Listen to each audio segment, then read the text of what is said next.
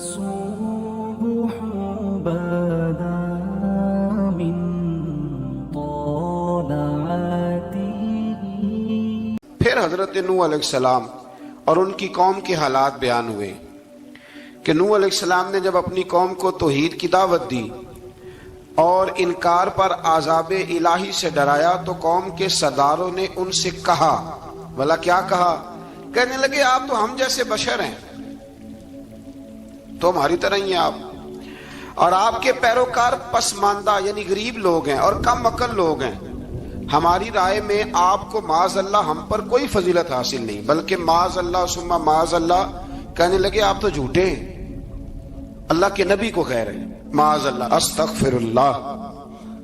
نوح علیہ السلام نے جواب دیا کہ میں اپنے رب کی جانب سے واضح دلیل رکھتا ہوں اور اس نے مجھے رحمت سے نوازا ہے، لیکن تم میرے مقام کو سمجھنے کی صلاحیت نہیں رکھتے، تم اتنی صلاحیت رکھتے نہیں ہو. اور پھر ارشاد فرمایا کہ میں تم سے دعوت حق کے صلے میں کسی اجر کا طلبگار نہیں ہوں اور نہ ہی میں اہل ایمان کو اپنے پاس سے دھتکارنے والا ہوں، اور میں نے یہ دعویٰ بھی نہیں کیا کہ میرے پاس اللہ کے خزانے ہیں، اور نہ میں از خود غیب جاننے والا ہوں، اور نہ ہی میں یہ کہتا ہوں کہ میں فرشتہ ہوں، نہ میں یہ کہتا ہوں کہ جن لوگوں کو تم اپنی نظروں میں حقیر جانتے ہو اللہ انہیں خیر سے نہیں نوازے گا. فرمایا یہ ٹھیک ہے کہ اللہ بشروں میں سے رسول بناتا ہے، پر جسے بناتا ہے پھر اسے بڑی شانیں عطا فرماتا ہے. پہلے دن سے انسان کا یہ مسئلہ ہے، پہلے دن سے انسان کا یہ مسئلہ ہے کہ وہ کہتا ہے میں انسان سے ہدایت حاصل کروں، لیکن رب نے بھی قانون بنایا ہے کہ اللہ تبارک و تعالیٰ بندے پر ہی وحی فرماتا ہے. فرشتوں اور جنوں کو اللہ نے اس منصب کے لیے منتخب نہیں فرمایا. قوم نوح نے کہا کہ آپ نے ہم سے بہت بحث کی معاذ اللہ، بس جس عذاب سے آپ ہمیں ڈرا رہے ہیں وہ لے آئیے. تو نوح علیہ السلام نے کہا کہ اللہ چاہے گا تو تم پر عذاب بھی آ جائے گا. آیت نمبر 37 سے 47 میں بتایا کہ اللہ تعالیٰ کی طرف سے نوح علیہ السلام کو حکم ہوا کہ ہماری نگرانی میں اور ہماری وحی کے مطابق آپ کشتی بنائیے اور ظالموں کے بارے میں ہم سے کوئی بات نہ کریں. حضرت نوح کی خواہش تھی کہ یا اللہ انہیں بھی معاف کر دے. فرمایا یہ ظالم ہے تو میرے نبی ان کے بارے میں مجھ سے کوئی بات نہ کریں، وہ ضرور غرق ہو جائیں گے. پھر وہ کشتی بنانے لگے اور جب ان کی قوم کے سردار ان کے پاس سے گزرتے تو ان کا مذاق اڑاتے. یہ آپ کیا کر رہے ہیں؟ آج بھی وزیر مشیر بڑے بڑے لوگ اللہ ماشاءاللہ دینداروں کا مذاق اڑاتے نہیں؟ اڑاتے ہیں کہ نہیں اڑاتے مذاق؟ یہ کن کا طریقہ ہے؟ یہ تو قرآن مجید کہہ رہا ہے کہ حضرت نوح کی قوم جو کافر تھی ان کا طریقہ ہے اہل ایمان کا مذاق اڑانا. تو وہ مذاق اڑانے لگے. نوح علیہ السلام نے کہا کہ وہ وقت آنے والا ہے کہ جب تمہارا مذاق اڑایا جائے گا اور تمہیں پتہ چل جائے گا کہ رسوا کن عذاب کس پر آئے گا. اللہ تعالیٰ نے فرمایا جب ہمارا حکم عذاب آ پہنچا اور تندور ابلنے لگا، تندور سے آگ نکلا کرتی ہے، پانی نہیں نکلا کرتا، اور نوح علیہ السلام کی قوم پر جب عذاب آیا تو پانی تندور سے نکلا. تندور سے اللہ نے پانی نکالا، جہاں سے پانی نکلا نہیں کرتا. تندور ابلنے لگا. اللہ اکبر.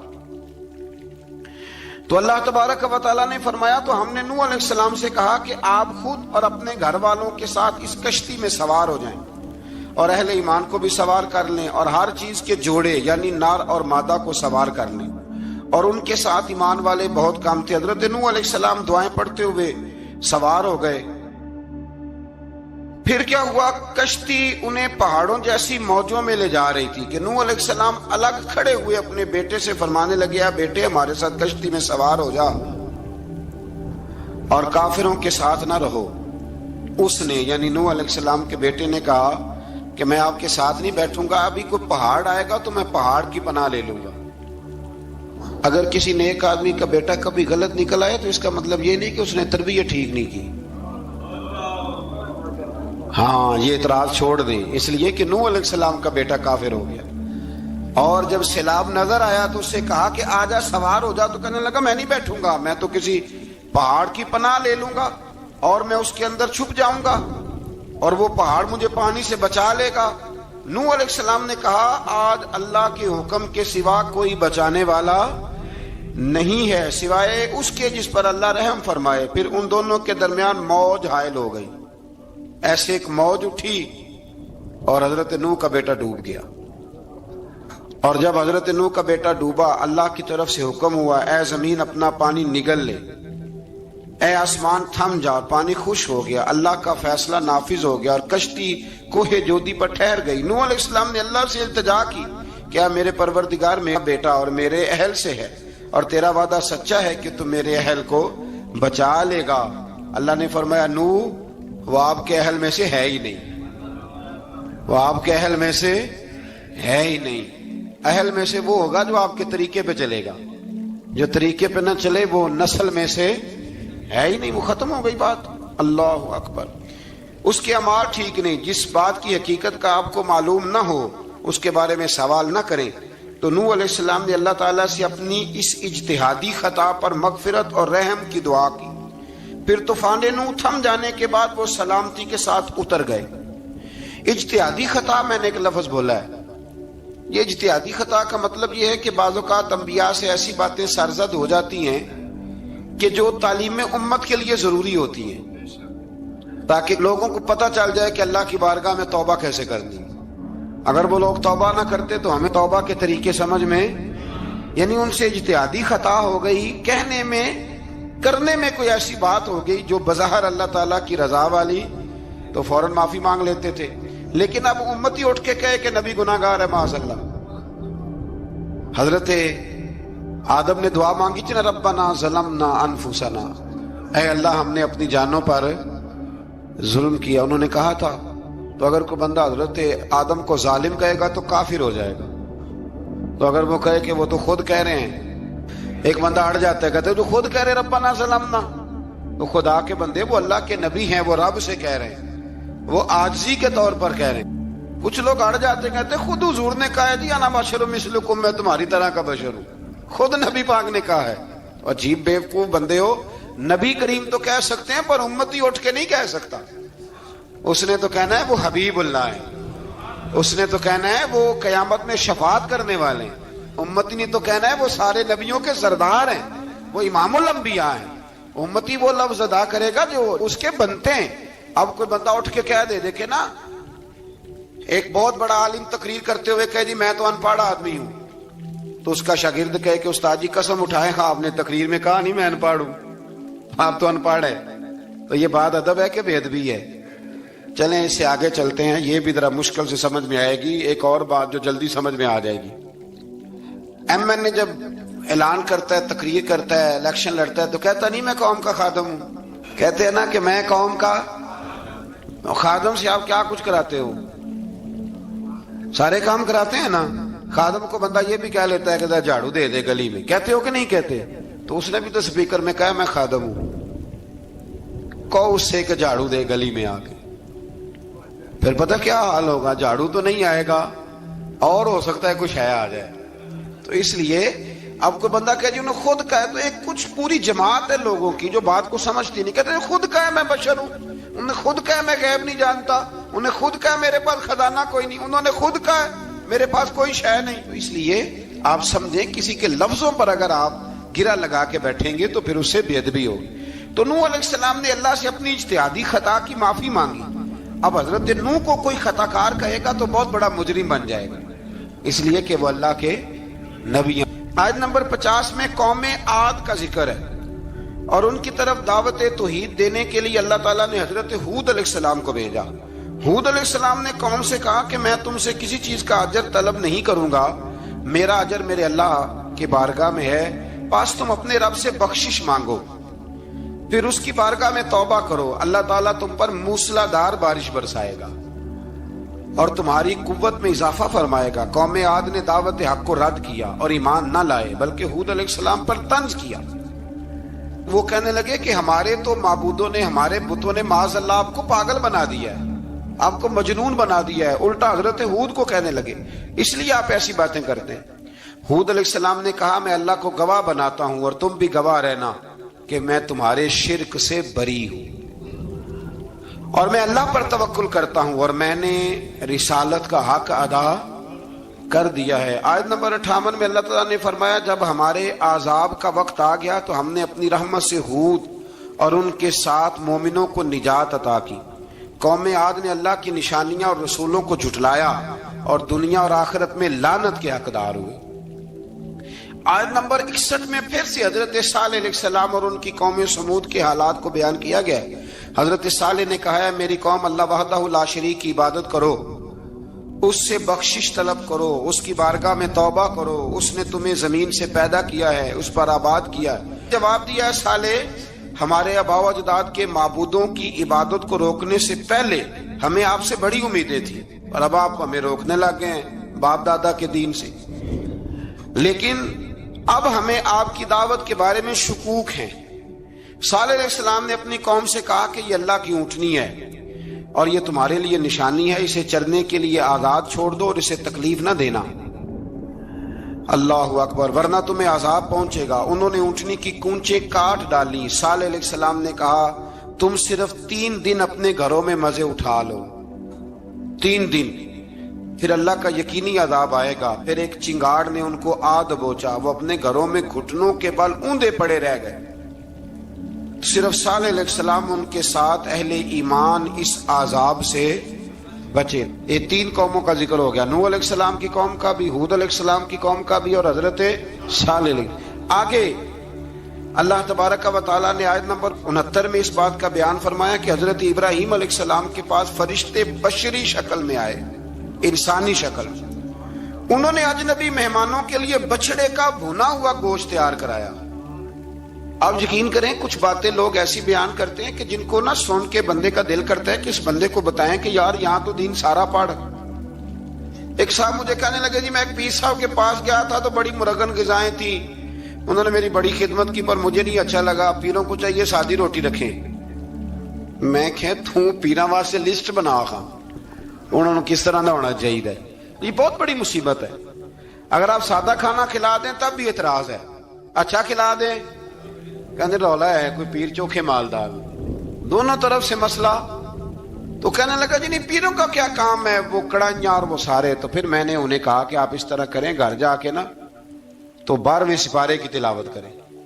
حضرت ابراہیم نے اپنے مہمانوں کے لیے بھونا ہوا کھانا تیار فرمایا تھا۔ تو آپ کیا کہیں گے کہ حضرت ابراہیم درویش نہیں تھے؟ عجیب بات ہے بھائی، آپ ہر بات میں اڑ جاتے ہیں۔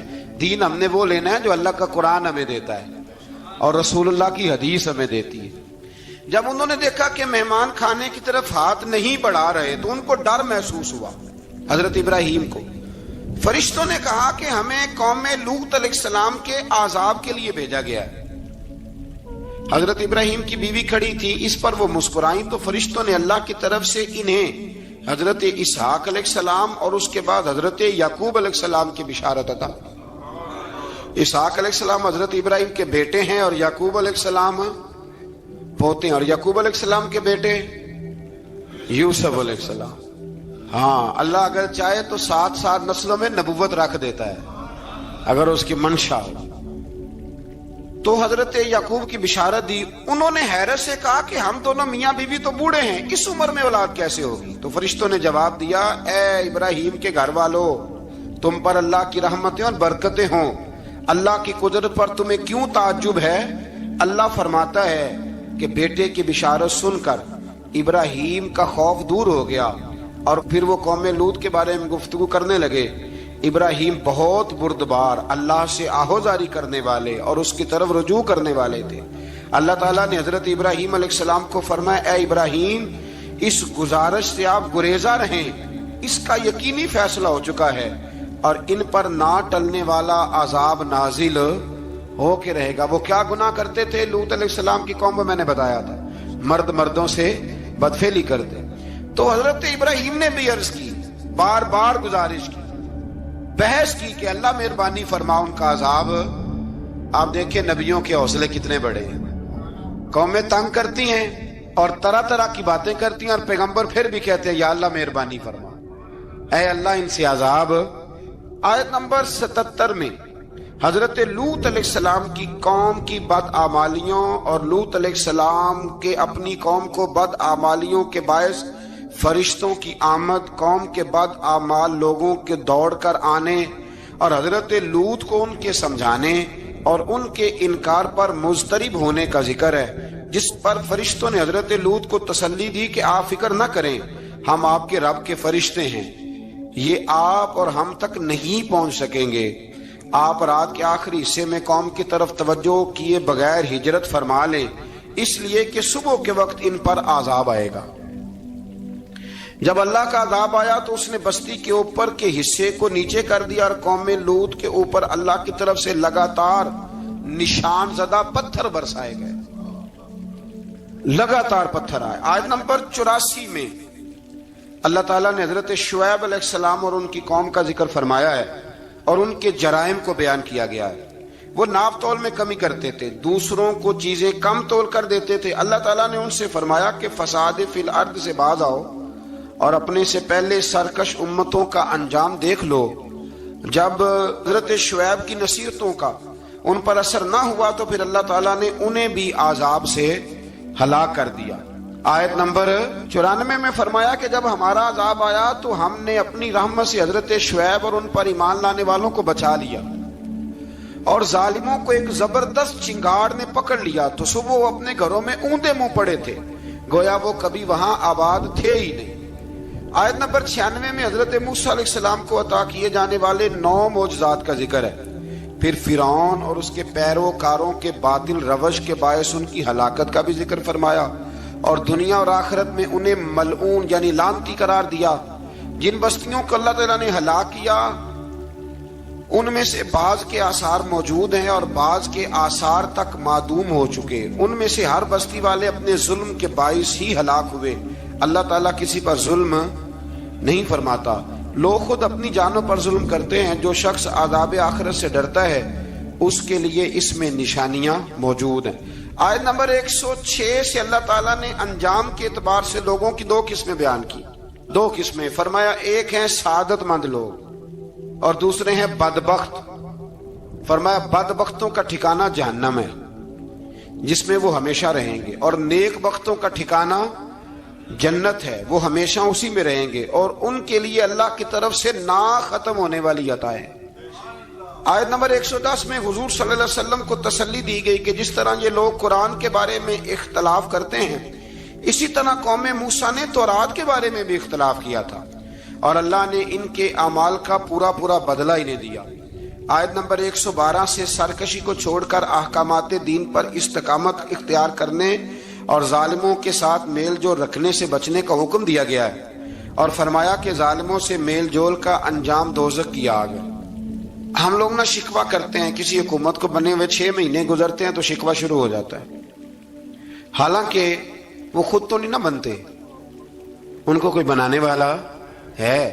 تو ظالم کا جو مددگار ہوتا ہے وہ بھی ظالم ہوتا ہے، اس لیے احتیاط کریں۔ اور یہ صرف سیاستدانوں کی بات نہیں، دنیا کے ہر معاملے میں آپ غور کریں کہ آپ کسی ظالم کے مددگار تو نہیں۔ اللہ تعالی ہمیں حق پر استقامت عطا فرمائے۔ آیت نمبر 114 میں دن کے دونوں طرفوں میں اور ابتدائی رات کے کچھ حصے میں اللہ تعالیٰ نے نماز قائم کرنے کا حکم دیا ہے، رات کے کچھ حصے میں بھی نماز پڑھنی چاہیے، اور یہ بھی بتایا کہ بے شک نیکیاں گناہوں کو مٹا دیتی ہیں، اور یہ نصیحت قبول کرنے والوں کے لیے نصیحت ہے۔ آیت نمبر 120 میں اللہ تعالیٰ نے فرمایا کہ ہم آپ صلی اللہ علیہ وسلم کو رسولوں کی تمام خبریں آپ کے دل کی تسکین اور تقویت کے لیے بیان کرتے ہیں، اور ان میں مومنوں کے لیے نصیحت اور عبرت ہے کہ ان ساری باتوں سے عبرت پکڑ لو۔ بچہ صرف وہی جو اللہ کے نبیوں کے طریقے پہ چلا اور نبیوں کے ساتھ رہا، باقی بچ سکے نہیں۔ اللہ تعالیٰ کی طرف سے توحید و رسالت اور وقوع قیامت کے دلائل بھی ہیں۔ آیت نمبر 123 میں فرمایا کہ آسمانوں اور زمینوں میں سب غیب اللہ ہی کے ساتھ مختص ہیں، اور ہر کام اسی کی طرف لوٹایا جاتا ہے۔ آپ اسی کی عبادت کیجئے، اسی پر توکل کیجئے، اور آپ کا رب لوگوں کے اعمال سے غافل نہیں ہے۔ اسی بارے میں نا آگے سورۃ یوسف شروع ہو رہی ہے، اس کو اللہ تعالیٰ نے کہا ہے کہ یہ بڑا پیارا قصہ ہے، احسن القصص کا، قصوں میں سونا قصہ۔ تو یہ کچھ 12ویں پارے میں اور کچھ 13ویں پارے میں ہے۔ میں نے یہ ارادہ کیا ہے کہ یہ ایک ہی دن پوری بیان کی جائے۔ قوم سبت کا ذکر فرمایا اللہ نے، ہفتے والے دن کچھ لوگ نافرمانی کرتے. ہمارے بھی ہیلے بہانے ہیں نا آج کل کاروبار میں. تو اسی سپارے کی آیت نمبر 65 کے اندر اللہ تعالیٰ نے حضرت داؤد کی قوم کا ذکر کیا کہ اللہ نے انہیں حکم دیا تھا کہ ہفتے والے دن مچھلیاں نہیں پکڑنی. تو وہ کہتے تھے چلو ہاتھ لگا کے نہیں پکڑنی, ہاتھ لگا کے. وہ ہمارے لوگ ہیلے بہانے تلاش کر لیتے ہیں نا. وہ بڑے جناب انشورنس والا آ گیا, اب وہ بینک والا آ گیا, اب وہ فلانے صاحب آ گئے, وہ تروڑ مروڑ کے کہانیاں باتیں, اور پھر ہمیں بھی رستے مل جاتے ہیں بچنے کے. مفتی صاحب نے کہہ دیا تھا, ایک مولانا سے میں نے ان کو کہا ہفتے والے دن مچھلیاں نہیں پکڑنے کا. نہیں پکڑتے, چھوٹے چھوٹے حوض بنا لیے. تو مچھلیاں زیادہ آتی تھی اس دن, یہ بھی اللہ کی قدرت تھی. نماز کے وقت گاہک زیادہ آتے ہیں, یہ اس کی قدرت ہوتی ہے. تو وہ مچھلیاں حوض میں جمع ہو جاتی ہیں. یوں سمجھ لیں کہ جال انہوں نے لگا لیے ہوئے تھے, تو جال میں وہ پھنستی رہتی تھی, حوضوں میں آتی رہتی تھی. ہفتے کو نہیں پکڑتے تھے, اتوار کو پکڑ لیتے تھے. تو پھر اللہ نے انہیں سزا دی. فرمایا تماشے کرتے ہو اللہ کے حکم کے ساتھ. کیا سزا دی؟ فَقُلْنَا لَهُمْ كُونُوا قِرَادَةً خَاسِئِينَ. فرمایا بندر بن جاؤ دھتکارے ہوئے. جو رزق حرام طریقے سے کماتے تھے رب انہیں بندر بنا دیتا تھا. ابھی بھی میں نے دیکھے ہیں بڑے بڑے تاجر پاگلوں جیسی زندگی گزار رہے ہیں. نفسیاتی طور پہ سکون نہیں ہے, کروڑوں روپیہ پڑا ہے. کیوں؟ اس لیے کہ رب کے بتائے ہوئے طریقے کے مطابق تجارت نہیں کرتے. آگے ایک اور دلچسپ بات آ گئی. بنی اسرائیل کے اندر نا ایک شخص نے اپنے چچا کو قتل کر دیا جائیداد کے لیے. یہ دیکھیں کب سے لوگ جائیداد کے لیے قتل کرتے آ رہے ہیں.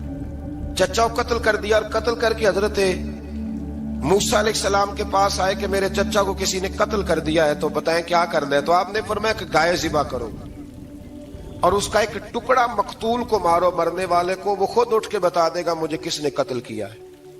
اب ارادہ نہیں تھا گائے ذبح کرنے کا, تو بہانے کرنے لگے. ارادہ نہیں نہ ہوتا تو پھر کیا ہوتے ہیں, کہنے لگے گائے کس طرح کی ہو, بوڑھی ہو کہ بچی ہو, رنگ کیسا ہو, جوان ہو کہ چھوٹی ہو, حال میں ایک دفعہ چلنا سیکھ گئی ہو یا ابھی نہ سیکھی ہو. تو بتاتے گئے تو رب بھی شرطیں بیان کرتا گیا.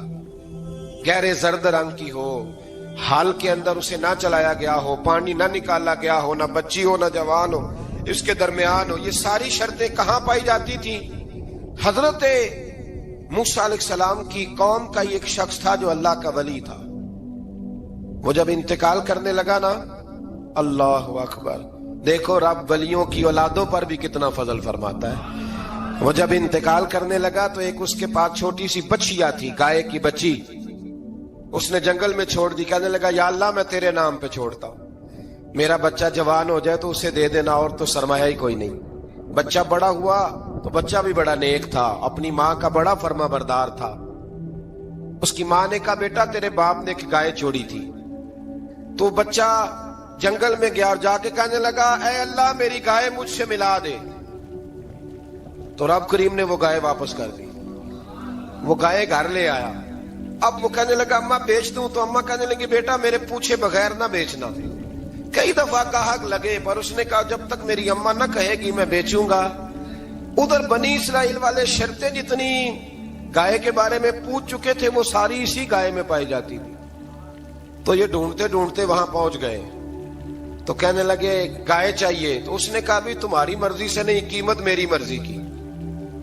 ایک مفسر نے تو یہاں تک لکھا ہے کہ اس نے کہا گائے ذبح کر کے نا, تو جتنا گائے کے اندر گوشت ہوگا نا اتنا ہی کھال کے اندر تم مجھے مال بھر کے دو گے, اتنے ہی سکے بھر کے دو گے, اتنی اشرفیاں بھر کے دو گے, تو پھر تمہیں گائے دوں گا. تو پھر یہ گائے انہیں ملی اور یہ گائے لے کر کے آئے. زیادہ سوالات نہ کرتے تو زیادہ الجھتے نہ. ہم بھی دین کے معاملے میں بڑے سوال جواب کرتے ہیں, اتنا سوال کریں جتنی اس کی ضرورت ہے. ان لوگوں نے سوالات زیادہ کیے تو پھر الجھ زیادہ گئے. تو میرے بھائی اس کا ذکر بھی اللہ تبارک و تعالی نے پہلے پارے کے اندر بیان فرمایا. پھر اللہ کریم نے فرمایا کہ کچھ ایسے لوگ بھی ہیں یہودیوں میں سے جن کا دعویٰ ہو گیا ہے کہ ہم اللہ کے بڑے پیارے ہیں. فرمایا یہ صرف ان کے منہ کی باتیں ہیں, یہ تو قیامت میں پتہ چلے گا نا کہ اللہ کا پیار کس کے ساتھ زیادہ ہے. اور پھر یہ بھی یہودیوں نے دعویٰ کیا ہے, اسی پارے میں اللہ فرماتے ہیں کہ ان کا دعویٰ ہے کہ ہم اللہ کے بڑے پیارے ہیں, جنت میں ہم ہی جائیں گے. تو اللہ فرماتے ہیں پھر مرنے کی دعا تو کرو. जन्नत में तो मार के जाना है ना, लेकिन रब फरमाते हैं ये कभी मरने की दुआ नहीं करेंगे, इसलिए कि इन्हें पता है कि हमने आखिरत के लिए क्या भेजा। लेकिन जी पहला हुक्म आ गया या अय्युहल्लज़ीना आमनू कह के, पहली आयत कुरान पाक की पहले सिपारे में पहली आयत जिसमें अल्लाह ने कहा या अय्युहल्लज़ीना आमनू, तो पहला हुक्म आमनू कह के आयत नंबर 104 में जो अल्लाह ने हुक्म दिया है ना, वो नबी पाक की ताज़ीम का हुक्म है। पहला हुक्म ही अल्लाह ने हुजूर की इज्जत और नामूस का इरशाद फरमाया। पहला इस तरतीब के लिहाज से वो हुआ ये कि जब नबी पाक को बात इरशाद करते तो सहाबा किराम उठ के अर्ज करते राई ना या रसूल अल्लाह, हुजूर समझ नहीं आई जरा रियायत कर दे। तो यहूदियों की इब्रानी जुबान के अंदर ना जरा खींच के पढ़ते थे राई ना, तो उसका माना बनता था माज अल्लाह ए हमारे चरवाहे। बकरियां चराने वाले को भी वो राई ना कहते थे। तो जब सहाबा ये कहने लगे तो अल्लाह ने मना ही कर दिया, फरमाया मेरे महबूब के गुलामों, इस लफ्ज के पीछे छुप के, इस लफ्ज के पीछे छुप के लोग मेरे नबी की बेअदबी कर जाते हैं। तो जिस लफ्ज का कोई एक माना बेअदबी वाला बनता हो वो लफ्ज भी मेरे नबी के लिए ना कहो। लफ्ज वो वाले कहो जिसमें कोई बेअदबी का माना निकले ना। यहाँ लोगों ने बड़े बड़े लफ्ज नहीं बोल दिए, फिर कहते मेरा मतलब ये था, मेरा मतलब वो था, तो तूने वो लफ्ज बोला क्यों जिसका कोई गलत मतलब भी निकल सकता था। अल्लाह ने फरमाया या अय्युहल्लज़ीना आमनू ला तक़ूलू राइना, ऐ ईमान वालो राइना कहो ही ना। तो या अल्लाह क्या कहे, फरमाया वक़ूलू उन्ज़ुरना, तुम कहो या रसूल अल्लाह एक नजर फरमाइए। अंदाज देखिए, उन्ज़ुरना एक नजर। तो हमारे बुजुर्ग तो पहले ही बड़े प्यार वालों ने कह दिया या रसूल अल्लाह ही उन्ज़ुर हालना। कहते कहां से लाते हो जुमले? मैंने कहा अल्लाह की किताब से। या रसूल अल्लाह ही उन्ज़ुर हालना, या हबीब अल्लाह ही इस्मा काला। तो तुम कहो उन्ज़ुरना, महबूब नजर करम करे, वस्माऊ, और क्या जरूरत है दोबारा पूछने की? अल्लाह कहता है पहले ही ध्यान से सुना करो, पहले ही वस्माऊ, पहले ही एहतियात से सुनो। वलिल काफिरीन अज़ाबुन अलीम, और काफिरों के लिए दर्दनाक अजाब है। ले जी इसी पारे में अल्लाह तबारक व तआला ने फिर अहले यहूद का जिक्र किया। तो यहूद कहने लगे कि हम हजरत इब्राहिम के मानने वाले हैं। तो अल्लाह करीम ने वो भी जिक्र किया कि मैंने तो इब्राहिम को आजमाया है। वइज़ इब्तला इब्राहीम रब्बुहु बिकलिमातिन फअतम्महुन्ना, हमने इब्राहिम को कुछ चीजों से आजमाया है, वो हमारी आजमाइश पे पूरे उतरे। क़ाला इन्नी जाइलुका लिन्नासि इमामा, तो फिर हमने उन्हें कहा कि हम आपको पूरी दुनिया का इमाम बनाएंगे। वो आजमाइश क्या थी? आग में जाना भी आजमाइश, बेटे का ना होना भी आजमाइश, बेटा हुआ तो फिर उसे वादी गैर ज़ी ज़र इनमें छोड़ के आना भी आजमाइश, बड़ा हुआ तो फिर ज़िबा करना भी आजमाइश। फरमाया जहां जहां आजमाया है ना, इब्राहिम हमारी आजमाइश में पूरे उतरे। फरमाया तो मुफ्त में हजरत इब्राहिम की औलाद बनते हो और उनका नाम लेते हो और उनके साथ अपना ताल्लुक बनाते हो, देखो तो सही वो कितनी आजमाइशों से गुजरे। तो इसका भी अल्लाह ने इसी में जिक्र फरमाया। और फिर वो बात करते थे हजरत याकूब की और हजरत इसहाक की, तो फरमाया वो तो हमारे इतने खास बंदे थे कि विसाल के वक्त भी उन्होंने अपनी औलादों को नसीहत फरमाई थी कि अल्लाह की तौहीद पे कायम रहना। उसका जिक्र भी अल्लाह ने इसी पारे में बयान फरमाया। और जो हजरत इब्राहिम और जनाब इस्माइल ने काबा तामीर किया, तो उसका जिक्र भी अल्लाह ताला ने इसी बारे में फरमाया। फरमाया जब वो काबा बना रहे थे तो कह रहे थे रब्बना तकब्बल मिन्ना, कह रहे थे अल्लाह बना हमने दिया है पर मेहरबानी फरमा हमसे कबूल फरमा ले। तो जो आया करीमा आखिर में अर्ज करना चाहता हूं उस पर भी थोड़ी तवज्जो फरमाएंगे तो बात बड़ी निखर के बाहर आएगी। ये 16वें रुकू के अंदर अल्लाह ने फिर यहूद का और ईसाईयत का जिक्र फरमाया। तो अल्लाह करीम ने एक बात इरशाद फरमाई, यहूदियों के यहाँ जब कोई बच्चा पैदा होता था पीले रंग के साथ उसको रंगते थे, या कोई खास रंग था उनका, बच्चा पैदा होता तो उस पर वो रंग चढ़ाते कि ये जी हमारे मजहब का रंग है। हमारे यहाँ भी रस्में है ना अपनी अपनी, माज़अल्लाह, अपनी अपनी नहीं होनी चाहिए, अल्लाह रसूल का हुक्म होना चाहिए। तो यहूदियों के यहाँ बच्चा पैदा होता तो एक खास रंग चढ़ाते, ईसाइयों के यहाँ पैदा होता तो वो भी एक खास रंग चढ़ाते। तो मुसलमानों के यहाँ बच्चे पैदा हुए तो उन्होंने भी तवज्जो की कि ये क्या हो रहा है। तो रब करीम ने फरमाया सिबगत अल्लाह, रंग अल्लाह का ही है। ومن احسن من اللہ صبغا، اور فرمایا اللہ کے رنگ سے زیادہ خوبصورت کس کا رنگ ہو سکتا ہے؟ اللہ کا رنگ کیا ہے؟ لا الہ الا اللہ محمد الرسول اللہ صلی اللہ علیہ، فرمایا نیلے پیلے کالے رنگ نہ چڑھاؤ، اپنے ذہن پر توحید و رسالت کا رنگ چڑھاؤ، یہ سب سے بہترین رنگ ہے۔ اگر تمہارے ذہنوں پر رب رسول کی توحید کا رنگ چڑھ گیا تو یہ وہ والا رنگ ہے، پھر تمہیں کسی اور رنگ کی طرف جانے کی ضرورت نہیں پڑے گی۔ تو فرمایا رنگ وہ پیدا کرو جو توحید کا ہے، رسالت کا ہے، اس رنگ کی توجہ کرو۔ قرآن مجید کے اس پارے میں اللہ کریم نے مختلف باتیں بیان کر کے آخری رکوع میں یہ جو رنگ کا ذکر فرمایا نا، تو یہ لگتا ہے پورے پارے کا خلاصہ ہے کہ رب کریم نے فرمایا اصل بات یہ ہے کہ تمہاری سوچوں پہ رب رسول کی توحید و رسالت کا رنگ ہونا چاہیے۔ وہ ایک دفعہ مسلمہ کذاب بے ایمان کہنے لگا میں نے بنا لیا قرآن پاک کا جواب، معاذ اللہ۔ جواب کیا بنایا؟ وہ سورت ہے نا القاریۃ ملقاریہ، وما ادراک ملقاریہ، کھڑکھڑانے والی کیا ہے؟ کھڑکھڑانے والی، تمہیں کیا پتا کیا ہے کھڑکھڑی؟ قیامت کا ذکر ہے۔ کہنے لگا میں نے اس جیسی صورت بنا لیا، تو کیا بنایا؟ الفیل ملفیل، وما ادراک ملفیل، کہنے لگا ہاتھی، تمہیں کیا پتا کیا ہاتھی؟ تم کیا جانو کیا ہاتھی؟ تو پاس جو اس کے اپنے بیٹھے تھے نا چیلے، وہ کہنے لگے چپ کر جا، سارے زمانے کو پتا ہاتھی کیا ہوتا ہے۔ تو پاگل ہے، اس کے دو کان ہوتے ہیں، ایک سونڈ ہوتی ہے، چار اس کے پیر ہوتے ہیں۔ بیوقوف آدمی قرآن کا مقابلہ کرنا ہے تو کچھ چاج کے ساتھ کر، پاگلوں کی طرح مقابلہ کرے گا، جوتے کھائے گا بھی ہمیں بھی پڑھوائے گا۔ تو قرآن مجید کا کوئی مقابلہ کر سکا؟ تو اس آیہ مبارکہ میں اللہ نے کافروں کو یہ کہا اگر مقابلہ نہیں کر سکتے تو پھر اللہ سے ڈرو، ورنہ دوزخ میں ڈالے جاؤ گے، وہ جس کا ایندھن آدمی اور پتھر ہے، اور بنائی بھی کافروں کے لیے گئی ہے۔ اعدت للکافرین، جہنم کس کے لیے بنائی گئی ہے؟ کافروں اور منافقوں کے لیے۔ مسلمانوں کے لیے بنائی گئی، مسلمان مرضی سے چھلانگے لگائیں تو ان کی موج ہے، ورنہ ان کے لیے جہنم، ان کے لیے اللہ نے جنت بنائی ہے۔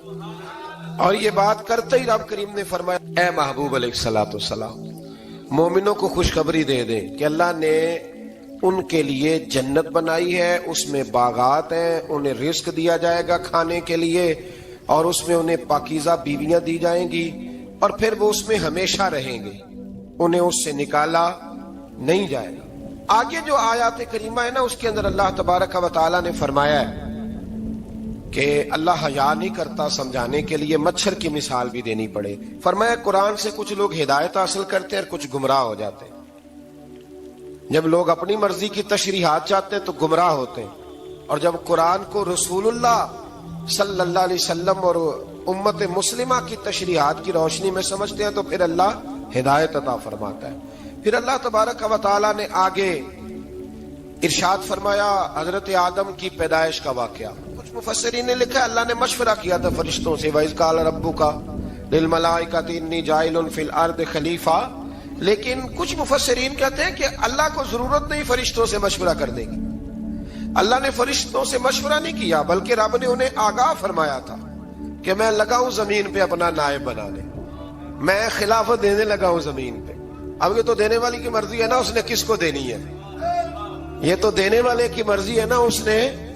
تو کچھ لوگ کہتے ہیں کہ دینے والے سے زیادہ ہمیں پتہ ہے، تو فرشتوں کو بھی یہ اجتہادی خطا ہو گئی، کہنے لگے یا اللہ اسے نہ بنانا، یہ فساد کرے گا، یہ خون ریزیاں کرے گا۔ تو اللہ نے فرمایا جو میں جانتا ہوں وہ تم، اللہ اکبر۔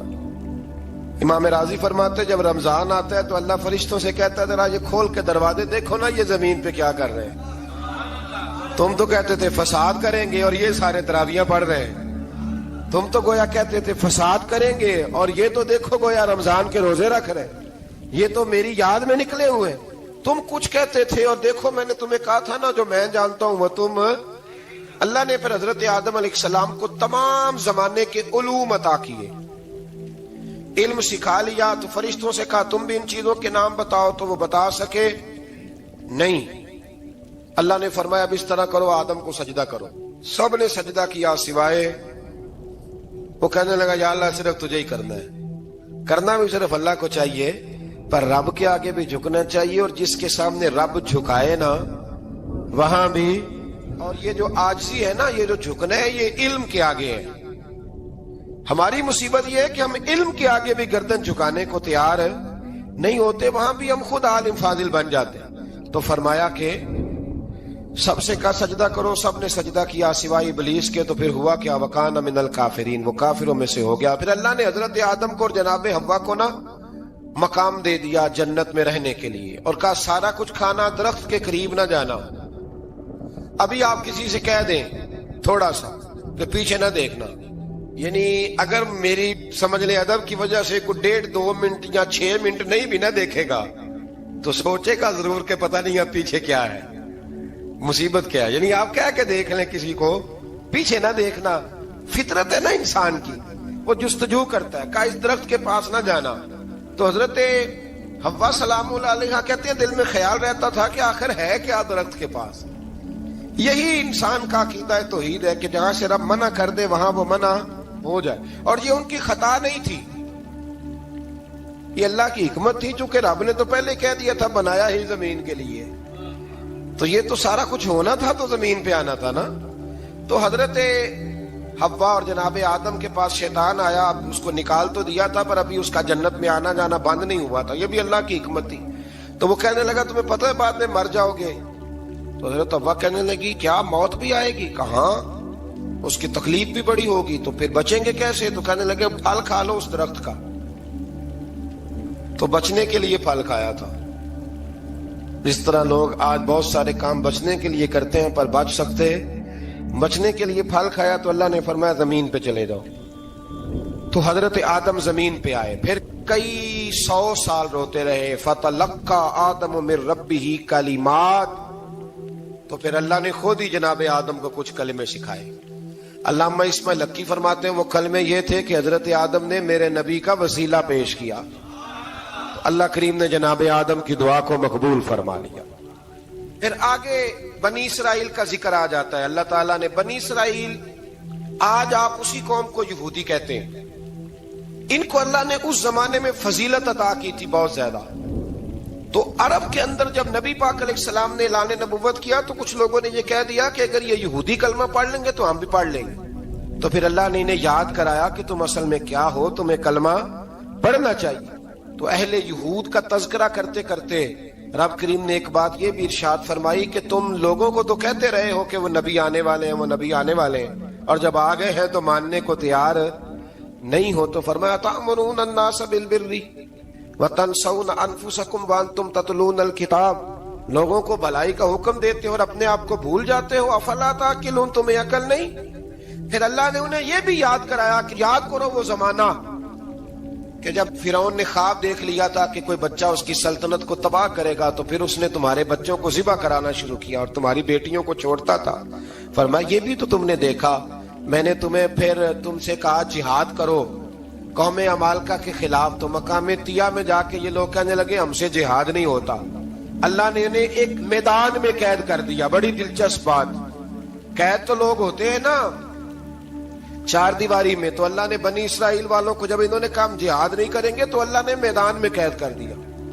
میدان میں، یہ یاد رکھیں، جب انسان اللہ کی نافرمانی کرتا ہے تو اسے ایسی قید ملتی ہے جس کا اس نے تصور بھی نہیں کیا ہوتا۔